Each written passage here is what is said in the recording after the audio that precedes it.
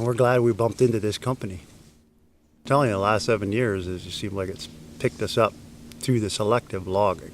Because of the slow income you get in the winter and everything, it's hard to raise a family or do anything like that, get anything, because the clear cutting is just down to nothing in the wintertime. But the selective, they want it to keep on going to get it thinned out.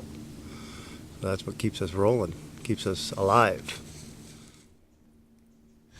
We've stayed pretty busy, and a lot of people are at home sitting, so I feel pretty fortunate to be able to, to be able to have a job.